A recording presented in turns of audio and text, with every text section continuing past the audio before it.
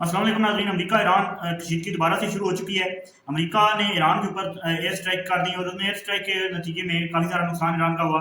उसके बाद ईरान ने भी अमेरिका के जो खित्ते के अंदर मौजूद अड्डे हैं उनके ऊपर भी हमले किए और अबनाए हरमज़ के अंदर बहुत से मामला जो हैं बिगड़ चुके हैं।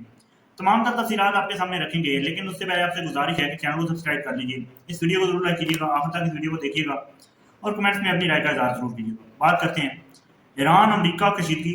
जी हाँ, ईरान और अमेरिका की जंग अब दोबारा से शुरू हो चुकी है। अमेरिका ने ईरान के ऊपर पूरी रात जो है वो एयर स्ट्राइक्स की। फिर ईरान ने अमेरिका के खित्ते के मौजूद अड्डों के ऊपर हमला किया, उनके ऊपर जो है मिसाइल दागे। उसके बाद अबनाए हरमज़ के अंदर मैदान जंग जो है वो खुल चुका है। अबनाए हरमज़ के अंदर दोनों फौजें आमने सामने हैं।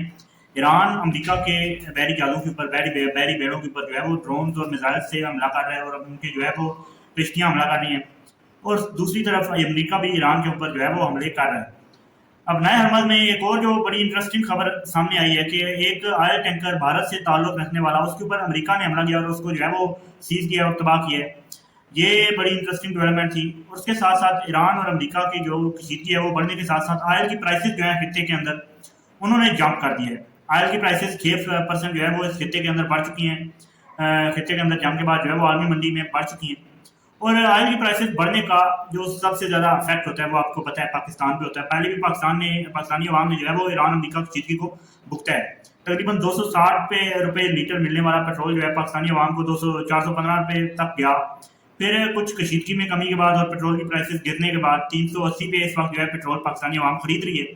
लेकिन अब मेरा ये ख्याल है कि अब पाकिस्तानी अवाम एक बार फिर से तैयार हो जाए, क्योंकि ये जंग दोबारा से छिड़ चुकी है। अपना हरमज़ मुकम्मल तौर पे बंद कर दिया गया है और अमेरिका और ईरान जो है वो बराह रास्त दोबारा आपस में जो है वो उलझ चुके हैं। अब इस उलझाव के बाद तैयार हो जाए, क्योंकि प्राइसेस ऑयल की जो है वो आलमी मंडी में बढ़ना शुरू हो चुकी हैं और अब इसका बराह रास्त जो असर है पाकिस्तान पर जल्द पहुंचेगा मेरे ख्याल से। क्योंकि पाकिस्तान जो है वो ज़्यादातर अपना तेल की जो ज़रूरियात है वो इम्पोर्ट करके बाहर से जो है पूरी करते हैं। तो अब ये जंग जो है वो कब रुकती है, पाकिस्तान की कोशिशें जारी रहेंगी, पाकिस्तान अपनी कोशिशें करता रहेगा, बाकी मालिक भी कोशिशें करते रहेंगे कि फिर से। मेरा नहीं ख्याल कि इतनी जल्दी ये जंग अब रुक सके और मेरा नहीं ख्याल कि ये जो है वो मामला बातचीत से हल होने वाले होते तो पहले हो जाते। लेकिन उम्मीद यही है और हमारी ख्वाहिश यही है कि बातचीत से मामला हल हो जाए और बातचीत से जो है वो ये तमाम तर चीज़ें सुलझ जाएँ, लेकिन होते हुए फिलहाल दिखाई नहीं दे रहे।